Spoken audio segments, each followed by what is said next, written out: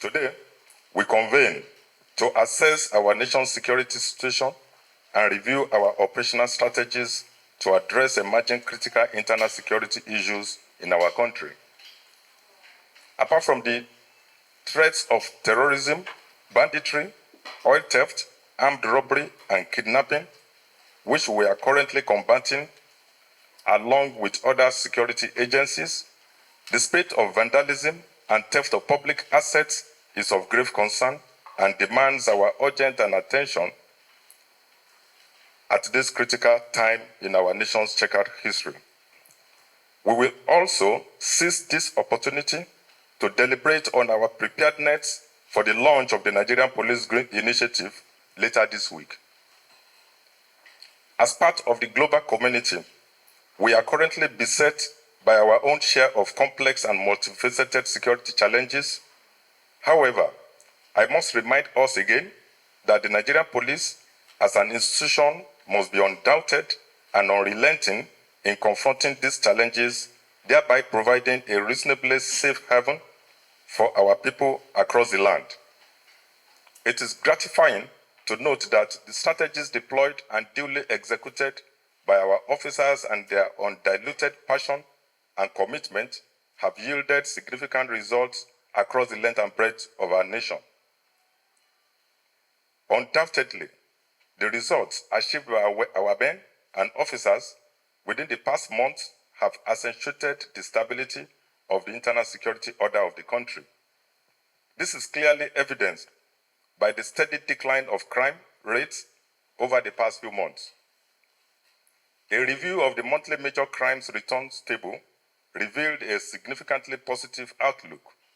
A drop in the major crimes reported in the last 1 month, which stood at 416, compared with 734 and 530 for the months of May and June, respectively. In addition, we recorded remarkable successes in the fight against criminalities in the last 1 month, manifesting in the arrest of a total of 1,284 suspects nationwide, and recovery of 284 firearms, 6,702 ammunition, 107 vehicles, and we rescued 97 kidnapped victims. The first PRO will give the details of all these achievements to the press. We have taken steps to reorganize and reposition the IGP Special Task Force on Petroleum and Illegal Bunkering to enhance their operations as part of efforts towards curbing the menace of oil thefts in Nigeria. Meanwhile, the task force recently recorded 13 incidents of interceptions of suspected stolen crude and arrest of the perpetrators, as well as seizure of exhibits. Most of the cases are already in court for timely dispensation of justice, and others still undergoing investigation. It is imperative for me to mention here that the achievements recorded are the outcome of cooperation and collaboration with members of the public and other security agencies. They are also testaments to your dedication and professionalism. I therefore extend my appreciation to all Nigerians for their support and commend our personnel for delivering excellent policing services to our nation despite various challenges. While commending your dedication and accomplishments, I want to use this opportunity to reiterate the commitment of the First Leadership to your well-being. We recognize the hard work and sacrifices that you make, and we are committed to ensuring that your welfare is prioritized. I equally wish to assure you of the unrelenting commitment of the Federal Government of Nigeria, led by President Bola Ahmed Tinubu, GCFR, to enhance welfare for police officers. A new welfare program is being put together for the benefit of police officers in Nigeria. This includes the provision of affordable housing, an enhanced insurance scheme, a new welfare provision for family members of deceased police officers, which details will be unfolded soon.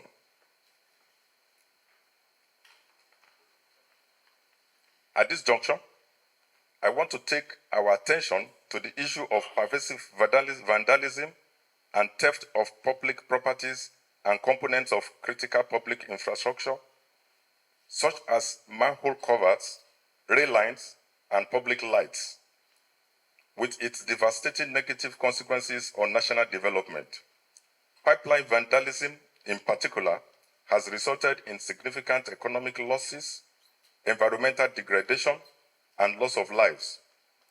The theft of manhole covers has led to accidents, injuries, and even deaths, while the destruction of rail lines has disrupted transportation and hindered economic activities. The vandalism of public lights has created an atmosphere of insecurity, emboldening criminals and perpetuating crime. You are therefore directed to redouble your efforts in addressing this scourge and give adequate protection to public properties within your respective commands. You should mobilize your resources effectively, enhance your intelligence gathering capabilities, and work in close collaboration with other security agencies to nip all this in the bud. On Thursday, 25th July 2024, we will formally launch the Nigerian Police Green Initiative, which we had discussed at some of our previous meetings. A green initiative in policing refers to the adoption of environmentally friendly practices, technologies, and policies that minimize the negative impact of policing activities on the environment. This includes reducing energy consumption, reducing waste, and promoting sustainable transportation. We considered delving into energy security and championing some aspects of advocacy for green economy through an initiative we publicly declared at the last COP28 held in Dubai last year, 2023. Since then, we have been consulting widely alongside our technical partners on the project, and we hope to see the force solving some humanity problems and simultaneously improving the livelihood of all Nigerians residents. The initiative will contribute greatly to our operational efficiency and well-being as police family. We hope to extend our gestures to other law enforcement agencies in Nigeria and beyond as we make progress on the project. Before concluding this address, it is important I address an issue of urgent national importance which appears to have gained some momentum, particularly on the social media in the past few weeks. Some groups of people, self-appointed crusaders and influencers, have been strategizing and mobilizing potential protesters to unleash terror in the land under the guise of replicating the recent Kenya protest, the PECO. While the force acknowledges the right to peaceful protest as enshrined in our Constitution, we must ensure that these protests do not snowball into violence or disorder. As a nation, we have had more than our fair share of violent protests, which with rather dastardly consequences. The last NSAS protest led to wanton destruction of public assets, including police stations, courts, transport infrastructure, and loss of several lives. Tales of sorrow, tears, and blood followed what was supposedly intended to be a well-intentioned exercise. Rather than to lead to any positive outcome, NSAS merely aggravated crime rates and insecurity in several parts of the country. Indeed, we are yet to fully recover from the huge economic losses and deep-seated psychological and emotional trauma inflicted upon our people by this protest. Hence, our position is that the proposed violent protests are ill-advised and should be jettisoned forthwith. We have the responsibility to protect properties and everyone, irrespective of their race, color, ethnic, or tribe, who are lawfully embarking on their daily activities.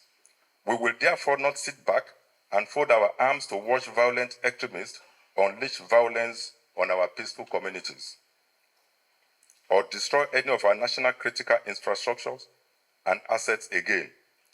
We have mapped out plans to ensure that no individual or group succeed in fostering a reign of terror and or anarchy on other law-abiding and peace-loving Nigerians.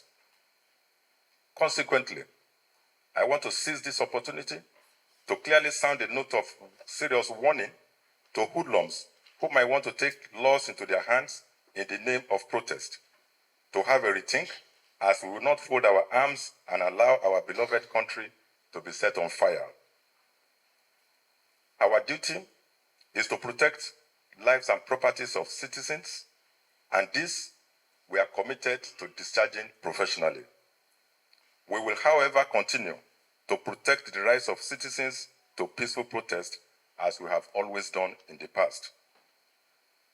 My honest advice is for Nigerian youths to avoid being used and lured to unwittingly do the biddings of those who are promoting selfish and inordinate ambition. At this juncture, I would like to express our sincere gratitude to President Bola Ahmed Tinubu, GCFR, the President and Commander-in-Chief of the Armed Forces of the Federal Republic of Nigeria, for the unwavering support his administration has given to the Nigerian police force. We are deeply appreciative of the President's security sector reform agenda, which has been a significant source of motivation for us. His leadership and commitment to nation building has been a beacon of hope for our country, and we are honored to serve under his guidance. I would like to express my heartfelt appreciation to all well-meaning Nigerians for their understanding and support.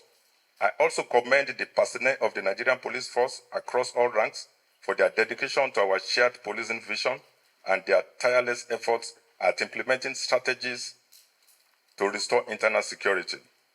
I congratulate all members of the Nigerian police force over the recent positive rating by the United Nations Office on Drugs and Crime, UNODC, as the most improved agency in anti-corruption in Nigeria. The report is a testimonial to our commitment to changing the present police narratives in the country.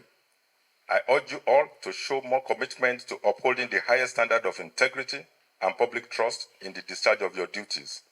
I am confident that the 2025 report will be better. While we have made notable progress in combating crime and criminality, our work is far from being over. I charge you all to increase your level of commitment to duty and scale up service delivery in your respective commands. We can build a safer and more secure Nigeria for all together.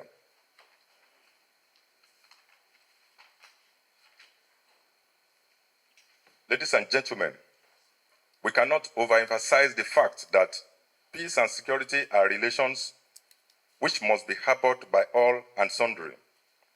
We all have our part to play in order to enjoy the tranquility of life.